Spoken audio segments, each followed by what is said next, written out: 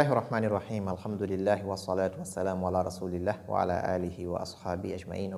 Assalamu alaikum wa rahmatullahi wa barakatuhu. Louange à Allah subhanahu wa ta'ala, le Seigneur des mondes. Paix et salut sur le prophète Muhammad sallallahu alayhi wa sallam, sur sa famille, ses compagnons et tous ceux qui les ont convenablement suivis. Assalamu alaikum wa rahmatullahi wa barakatuhu. Bienvenue sur notre chaîne Comprendre l'Islam, chaîne qui vous permet de comprendre votre religion par la meilleure compréhension, la compréhension de nos salaf, c'est-à-dire de nos plus prédécesseurs, du prophète et de ses compagnons. Une fois encore, bienvenue dans ce cours de At-Tawhid. Et nous sommes au deuxième cours du livre Nawaqid de l'Islam, les actes qui annulent l'islam du serviteur. Nous avions parlé dans le premier cours, nous avions donné un peu une introduction sur les actes qui annulent l'islam. Et nous avons attiré l'attention des frères et sœurs sur ces actes, car il faut faire beaucoup attention. Lorsque la personne prononce l'attestation et remplit ces conditions, il va sans dire qu'il doit se méfier, qu'il doit prendre garde contre les actes, certains actes qui, lorsque ces actes sont commis, ils sont cause d'annulation de son attestation. Aujourd'hui, nous allons commencer le premier acte annulant l'attestation. Le cheikh rahimahullah ta'ala, il dit: I'lam anna nawaqid al-islami asharatu nawaqid. Il dit: sache que les actes qui annulent l'islam sont au nombre de 10. Et nous avions vu dans le cours passé que c'est plus que ça. Donc, c'est au-delà. Il y a certains savants qui comptent jusqu'à 400 et quelques. Mais nous avions dit que le cheikh, il a réuni dans ce document les plus importants et les plus graves, les actes les plus dangereux et les actes qui sont commis par la majeure partie des gens. Donc, c'est pourquoi il les a résumés en 10. Donc, en disant Anna nawaqid al-Islam asharatu nawaqid. Et il commença par citer le shirk. Il dit Al-awwalu ash-shirku fi ibadatillahi wahdahu la sharika lah. Il dit le premier acte, c'est de donner un associé à Allah. Donc, le polythéisme, de donner un associé à Allah dans son adoration. Dans son adoration. Et Allah subhanahu wa ta'ala, il est unique et il n'a pas d'associé. Donc, le premier acte qui annule l'islam, c'est le polythéisme. C'est le fait d'associer Allah subhanahu wa ta'ala à autre dans ses adorations. Allah subhanahu wa ta'ala, dans le Saint-Coran, il dit Inna Allah la yaghfiru an yushraka bihi wa yaghfiru ma duna dhalika liman yasha. Il dit certes, Allah ne pardonne pas qu'on lui donne des associés.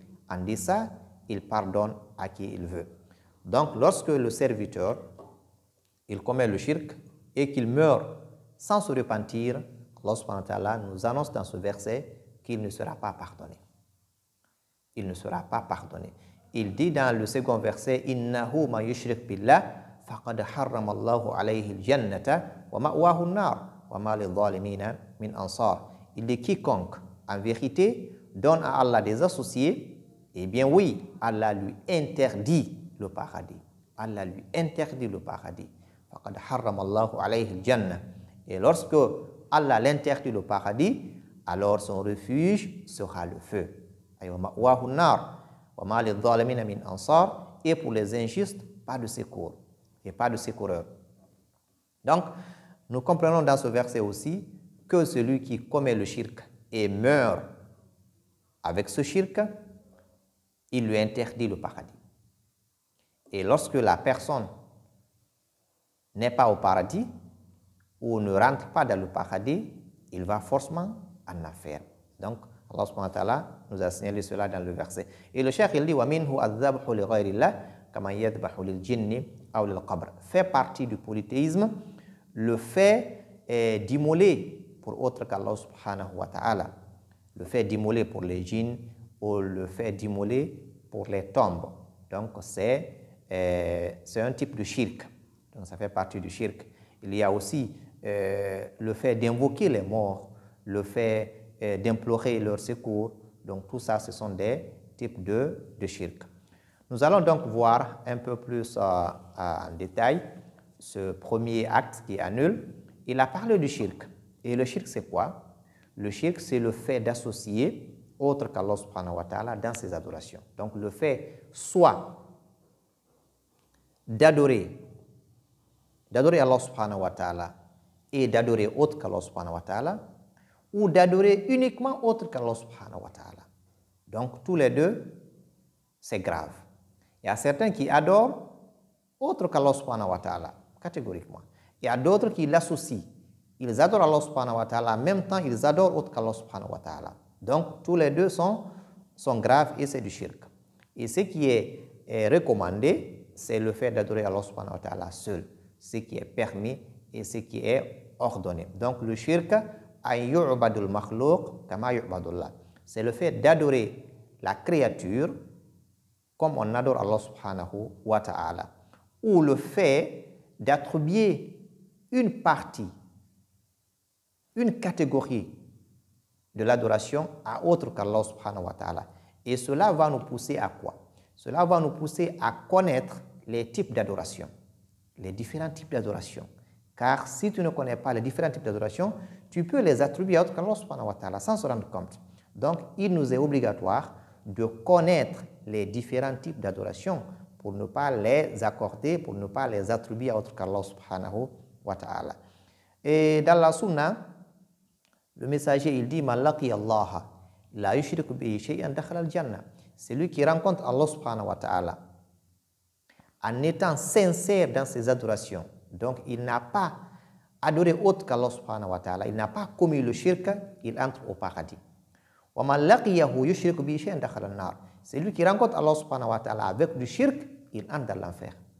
Il entre dans l'enfer. Et ça, c'est la parole du messager d'Allah sallallahu alayhi wa sallam. Donc, c'est très grave, il faut s'en méfier. Ensuite, nous allons parler des types de shirk. Les savants, ils divisent le shirk en deux. Ils disent qu'il y a shirkun akbar, le shirk majeur. Et ce shirk yunafi tawhid bil kulliya. Il annule l'unicité et l'attestation intégralement. Donc, celui qui commet le shirk majeur, il annule son attestation, il annule son islam, il sort du cercle islamique.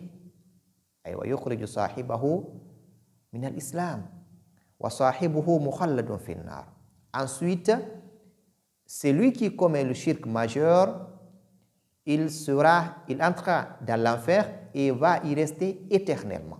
Éternellement, il ne va pas sortir. Ce qui fait la gravité du shirk. Les différents, quelques exemples.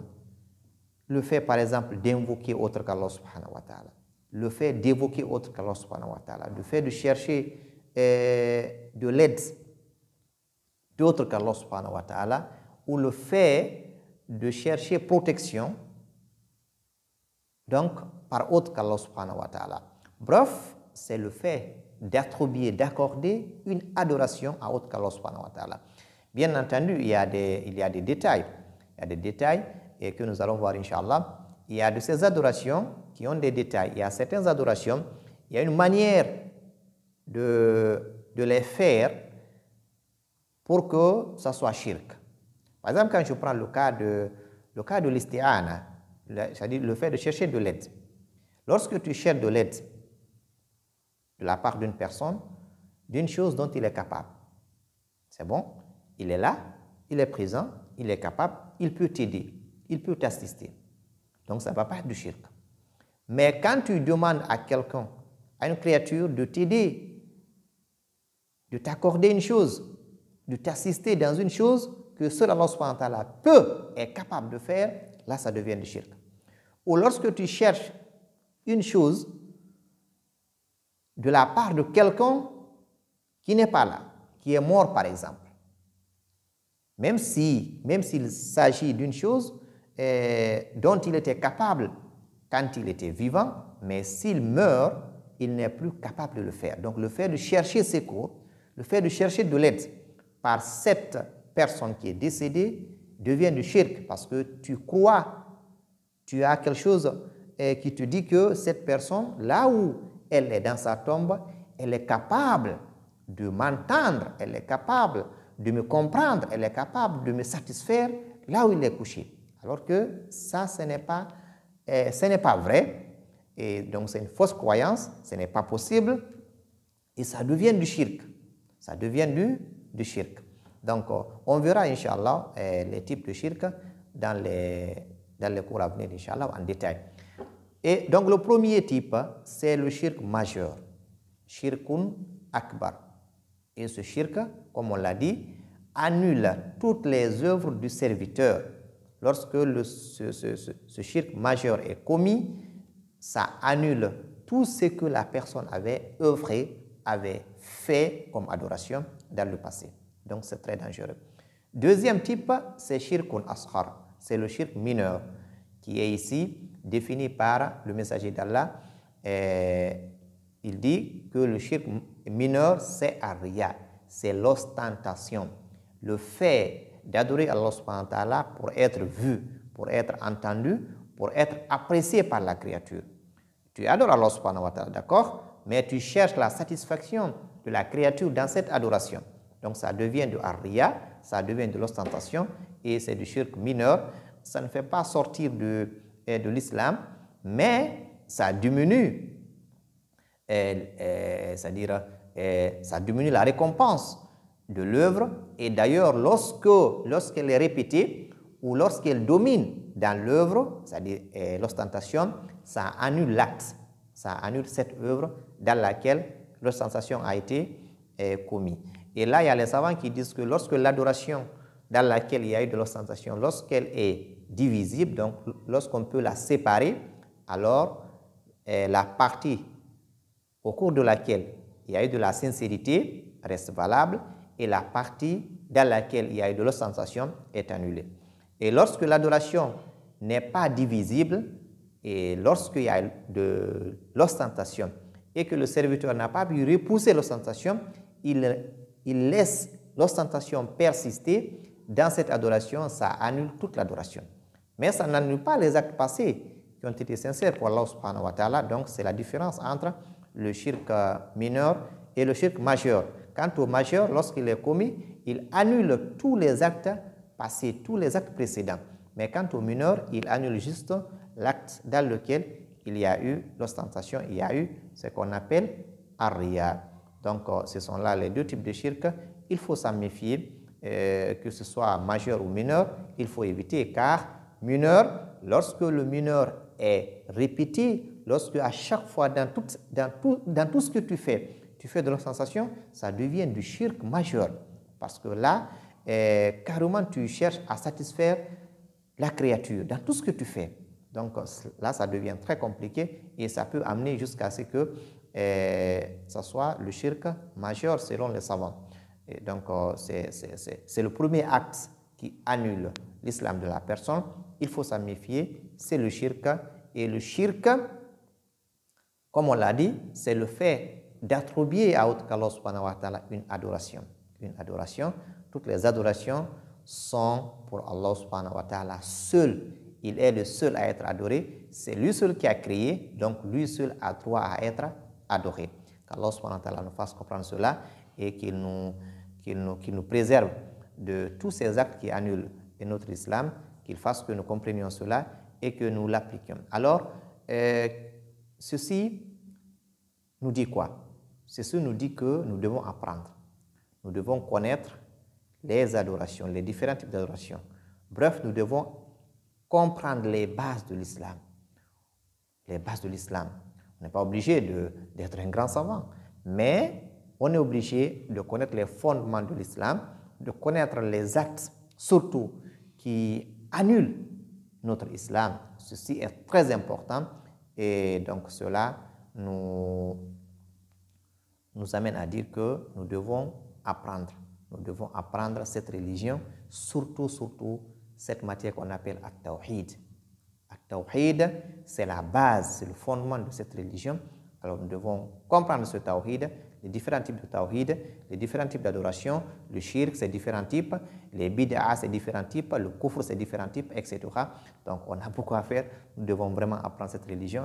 Qu'Allah subhanahu wa ta'ala nous bénisse. Donc, ici prend fin le premier acte parmi les actes qui annulent l'islam. Barakallahu fikum jami'an. Wassalamu alaikum wa rahmatullahi wa barakatuhu.